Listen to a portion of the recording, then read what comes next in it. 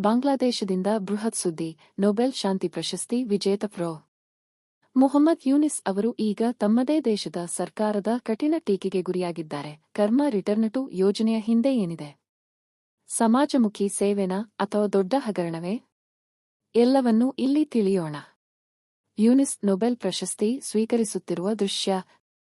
Micro credit ಕ್ರಾಂತಿಗೆ ಜನಕ. ಗ್ರಾಮೀಣ bank ಸ್ಥಾಪಕ ಯೂನಿಸ್ ಹೆಸರು ಜಾಗತಿಕವಾಗಿ ಪ್ರಸಿದ್ಧ. ಆದರೆ ಇತ್ತೀಚೆಗೆ ಬಾಂಗ್ಲಾ ಸರ್ಕಾರವು ಅವರ ವಿರುದ್ಧ ನೂತನ ತನಿಖೆ ಪ್ರಾರಂಭಿಸಿದ್ದು, ಹಣಕಾಸು ದುರ್ನೀತಿಯ ಗಂಭೀರ ಆರೋಪಗಳನ್ನು ಹೊರಿಸಿದೆ. ಕಾರ್ಮಿಕರು, ಕಾರ್ಖಾನೆಗಳು, ಹಣದ ಎಫೆಕ್ಟ್. ಈ ವಿವಾದದ ಕೇಂದ್ರಬಿಂದುವಾಗಿರುವುದು ಕರ್ಮ ರಿಟರ್ನ್ ಟು ಎಂಬ ಯೋಜನೆ. ಕಾರ್ಮಿಕರಿಗೆ ನಿವೃತ್ತಿ ಅಥವಾ ಕೆಲಸದಿಂದ ವಜಾಗೊಳ್ಳುವಾಗ ನೀಡಬೇಕಾದ ಹಣ ಸರಿಯಾಗಿ ವಿತರಿಸಿಲ್ಲ ಎಂಬ ಆರೋಪವಿದೆ. ಆಡಳಿತದ ಪ್ರಕಾರ ಈ ಹಣವನ್ನು ಖಾಸಗಿ ವೆಂಚರ್ಗಳಿಗೆ ಭೇದವಾಗಿ ಬಳಸಲಾಗಿದೆ. ಸರ್ಕಾರದ ಮಂತ್ರಿಗಳ ಪ್ರೆಸ್ ಮೀಟಿಂಗ್. ಬಾಂಗ್ಲಾ ಕಾರ್ಮಿಕ ಇಲಾಖೆ ಪ್ರಕಾರ ಈ ಯೋಜನೆಯಲ್ಲಿ ಕಾರ್ಮಿಕ ಹಕ್ಕು ಉಲ್ಲಂಘನೆ, ಹಣದ ದುರ್ಬಳಕೆ ಹಾಗೂ ತೆರಿಗೆ ತಪ್ಪಿಸುವಿಕೆ ನಡೆದಿರುವ ಸಾಧ್ಯತೆ ಇದೆ.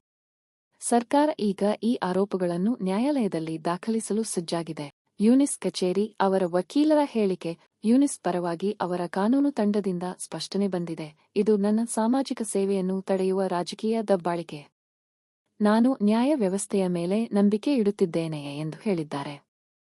ಯುನೈಟೆಡ್ ನೇಷನ್ಸ್, ಆಮ್ನೆಸ್ಟಿ, ಐಲೋ ಲೋಗೋಗಳು.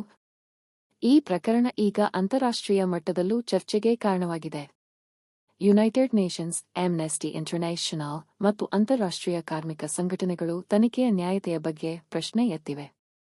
ಯೂನಿಸ್ ವಿರುದ್ಧದ ಆರೋಪಗಳು ಸತ್ಯವೋ ಅಥವಾ ಅವರು ರಾಜಕೀಯದ ಬಲಿಕೆಯಾಗುತ್ತಿದ್ದಾರಾ? ನಿಮ್ಮ ಅಭಿಪ್ರಾಯವೇನು? ಕೆಳಗೆ ಕಾಮೆಂಟ್ ಮಾಡಿ. ಈ ಚಾನೆಲ್ಗೆ ಸಬ್ಸ್ಕ್ರೈಬ್ ಮಾಡೋದನ್ನು ಮರೆಯಬೇಡಿ.